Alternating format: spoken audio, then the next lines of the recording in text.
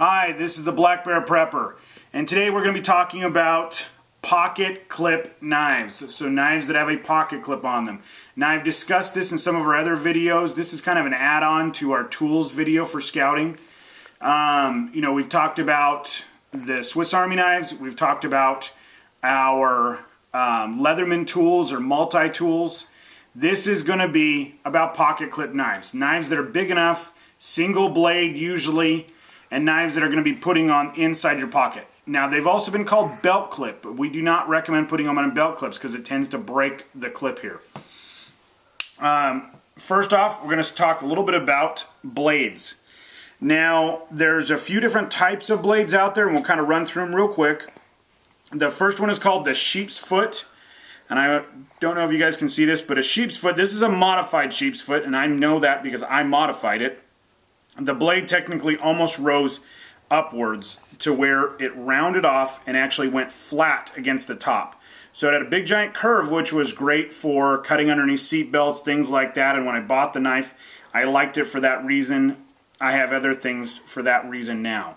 So it's able to go all the way up and line up flat with the top. So a true sheep's foot. Second is going to be your Tonto blades. You'll see these a lot on tactical type knives. They have a flat and then an angled to a sharp point. These are great for, basically what they're for. They're stabbing type knives. They're meant to be a strong knife when stabbing. So not something we recommend for scouting, of course, but they look cool and a lot of people buy them. They're a little harder to sharpen because you're actually going to get two different edges here. So something I don't really recommend. They look neat and they're kind of fun, but they're not something I'd recommend. So you're going to actually have, when you're cutting, you won't cut nice and smooth if you're skinning something or cutting open like a fish or something like that. It's going to have that problem. Then you're going to have your drop point, which is going to be a knife that actually has, just like it sounds, you're going to have a point that comes in as drop. So it's going to come in from both sides. So it's going to come up and then it's going to drop into the point. You'll have your clip point blades, which is a blade that almost curves back upwards to an angle. These tend to be the best tip out there for cutting and things like that. So it's definitely something to think about. Probably my favorite are the two blades right here, the drop point and the actual clip point blades. Now going on to, there's basically two different blade types really out there. And, picking the two that like I said, I like the clip point and the drop point, but not as important as I think the next one, which is a combo blade, serrated blade, really there's three blades, or a straight blade. Straight blades meaning that there is no serrations whatsoever.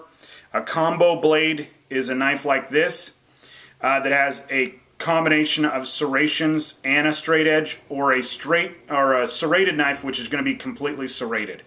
Now, combo blades are really nice if you work a lot with ropes, so a lot of people that work on boats and things like that because they're not having to constantly sharpen a straight blade.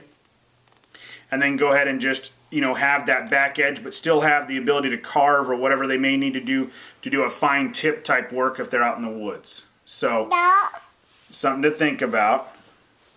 Now we go into our next one is going to be talking about, now what do I prefer? I prefer straight bladed knives. For what we do in scouting and out in the world, I like that best. I sharpen my knives. People that don't like to sharpen knives like serrated bladed knives. They're great because you're not going to have to sharpen them as much because they're more sawing through things versus cutting. I like to sharpen knives, so I like my knives razor sharp, and I like knives that are going to be more in that realm. So then we have your issue of here. We have your issue of either a thumb screw, a thumb hole, or a flipper in the case of most of the Kershaws out there because they're assisted opening. So you'll have a flipper on the back. What do I like best? I like thumb holes, true round thumb holes. Now this comes on the Benchmade and your knives that are made by Spyderco. So something to think about. Definitely something I recommend. I am not a big fan of the thumb stud. or thumb screw. This happens to be an ambidextrous one where it's on both sides, but a lot of them do not have it on both sides. What? You know, I like the ones that if you're going to get a thumb stud, make sure it's on both sides. So kind of think about that. Next one is going to be locking mechanism. Okay? This is my favorite locking mechanism out there, which is the Axis System by Benchmade. You're actually going to pull with both your fingers, and you can close the knife without having your fingers in the way at all. Probably my second favorite is going to be your thumb stud, where you're actually going to push on the back of the knife, you have complete control, and you close the knife. Okay? And that's a thumb, you know, a thumb lock on the back. So you're going to have your thumb here, be able to press down, it locks into place. I tend to think these lock really nice up, and they're great. Now you have the your standard line lockers, which is going to be where you push over from the center. They basically have a piece inside, or the whole scales on the side will fold in. I don't know if you can see that, but I'm actually going to push the knife over and release the lock. What I don't like about this is that a lot of times they're a little tight, and they'll end up having a hard spot to open. Okay? So, or they'll close on your hand a lot of times. So definitely my favorite is the Axis lock. A couple different companies make this. Spyderco makes it. Benchmade makes it. Definitely something to think of. You'll see on a lot of your assisted opening knives, they'll have two locking mechanisms. This happens to have a liner locker inside, and then you'll have another locking mechanism in the side here. Okay, and we've got some laughs from the audience here. So the next thing we're going to talk about is assisted opening versus regular. Assisted opening is great. It's great for the first couple weeks you have it. You'll notice it flips right open really nice, and if you're not fast with a knife, it is great for those reasons. Your knives here, I can sit there and open this knife. I feel just as fast, and even completely just use my thumb to open it just as fast. The one nice thing I like about this is if it gums up with gook and lint and things like that are in my pocket, I can sit there and still be able to open it nice and easy. These tend to be a little harder to open when we're dealing with lint and dirt and grime that gets out there. You get blood and guts in them from cleaning fish and deer and stuff like that, and you're going to have a problem there. So I like a knife that doesn't have the assisted opening. I like one that I'm going to be able to open on my own. I do not like the fingernail clip. There's ones you'll see them out there where it actually has a fingernail clip on your, they're fine on your Swiss Army knives, things like that, but on your one-bladed knife, this is a knife I'm going to be pulling out of my pocket one-handed while holding on to something else, and I want to be able to open it one-handed. Always. I always want to be able to open one-handed. Okay? So something to think about. I am not a big fan of these for those reasons. They also do recommend that whichever way you carry them all the way up against your pocket so it doesn't come open in your pocket. I have had these come open in my pocket. It's not the end of the world, but most of them nowadays are pretty stiff for that first little bit, and they've kind of solved most of that problem. I still don't like them. I would much rather have just a standard hole, and I can flick it open just as fast. Something also to think about is your scale system. Your scales are basically the two sides that hold the knife together. A lot of them are pure plastic, which I'm very against. And then you have ones that are pure metal, which tend to be very cold in your hand if you're out in the snow and things like that. And you have my favorite, which is a metal inner with a plastic on the outside. Gives you a little bit better grip if it's bloody and things like that from, like I said, cleaning fish or animals or anything like that. Or just muddy or nasty, wet outside, you're cleaning the knives. Gives you a little bit to hold on to, and it doesn't get cold in your hand when it's snowing and things outside. The other next thing to think about, we've talked about locks, clips. There's a whole bunch of different styles of clips out there. We're going to talk about clips being one of two ways. These three over here are my favorite, which is blade down clips. So basically when it's carried in the pocket, it's carried in the blade down configuration. This particular one right here is blade up. A lot of people, they'll grab it like this and they pull it into their hand and they want to flip it one more time to open it. I like being able to pull it out and already being on my, I'm gripping it, so I'm not, if I have to pull it out in a situation, maybe I'm using it in a defensive situation, I don't want to have to do one more thing. Okay? So I want to be able to, I like blade down configuration. The other thing, like I always recommend, is making sure you've got a clip that can be mounted on two sides. Basically on ambidextrous, so whether you're right-handed or left-handed. Again, that's why I want the clip to be on both sides. I like the hole because it's completely ambidextrous, that kind of thing. I want my lock to be ambidextrous, another reason why I do not like the liner locks. Because if I'm right-handed, they work fine. If I'm left-handed, I have to pull it the opposite direction and put my hand in the way to use it. So something I don't like.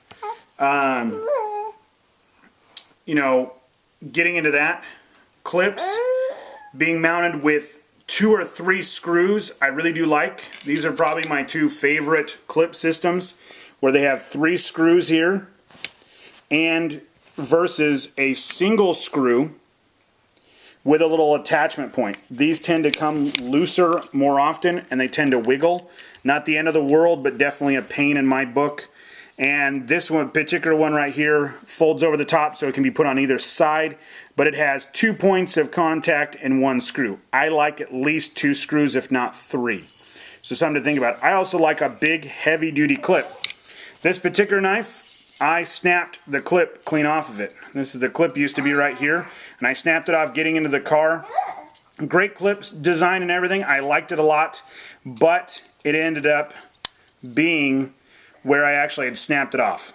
Now, you can, if you're only going to be carrying one knife, this particular knife I really like because it has a glass breaker, it has a can opener, and it has a seatbelt cutter.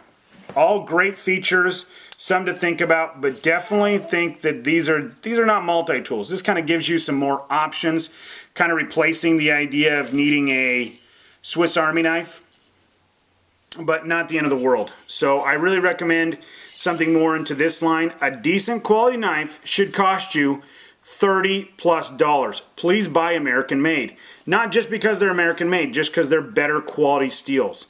Look up your steels. 440C plus is usually pretty good.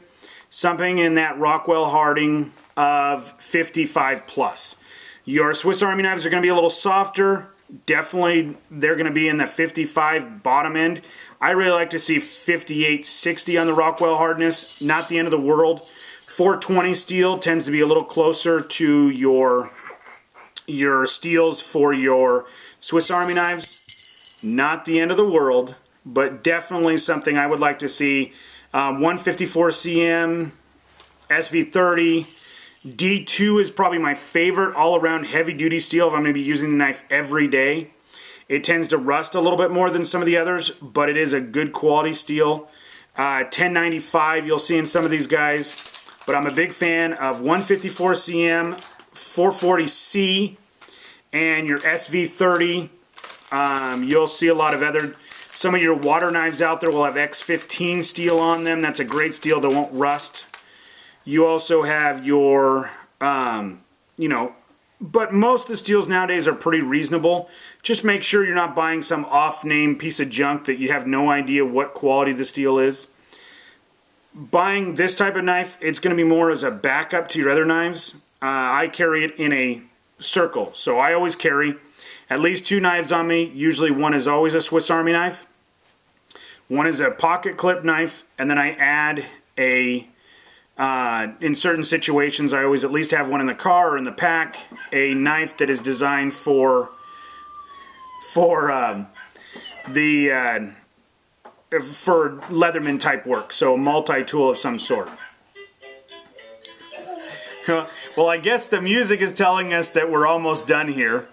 So thank you for joining us, and as always, have a great day on the Black Bear Prepper. Leave comments at the bottom and any questions you might have, and feel free to subscribe, and please do.